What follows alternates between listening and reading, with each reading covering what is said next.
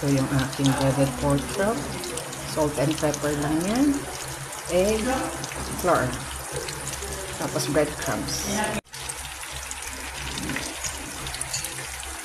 Hindi kailangan masyadong tostado ito kasi ano na ba, manipis lang.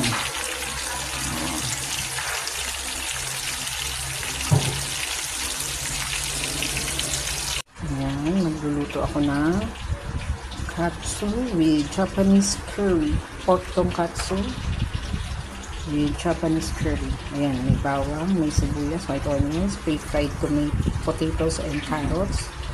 At saka yung isang golden curry, mild. Ayan ang ating pork tonkatsu. Naprito na.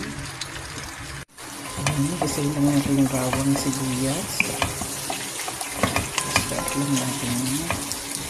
Pwede na natin ilagay yung ating curry.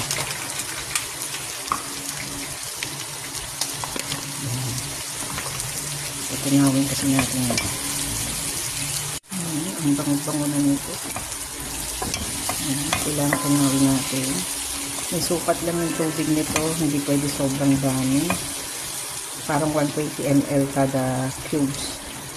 So 480 dapat yung tubig na ml. Tunaw na siya. Lalagyan na natin ng tubig. Yung saktong 480 ml lang. Continuous ang halo.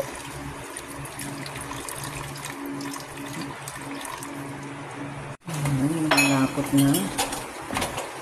Pag malapot na to, ipapatong na lang natin yung ating fried na potatoes and carrots. Ito na yung pinaka-sauce ng ating pork tonkatsu. Hinulog na natin yung fried potatoes and carrots.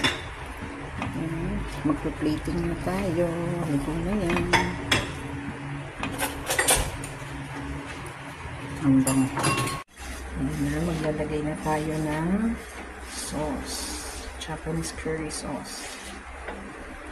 Ito para sa aking pamangking si Kyle. Take out ng mama niya. Request daw ng pamangking ko. Yan.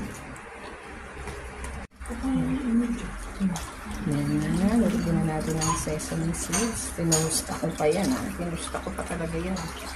Para hindi amoy balakubak. Yan.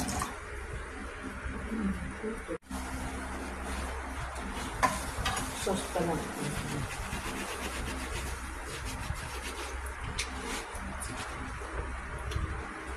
Hindi pa lang natin.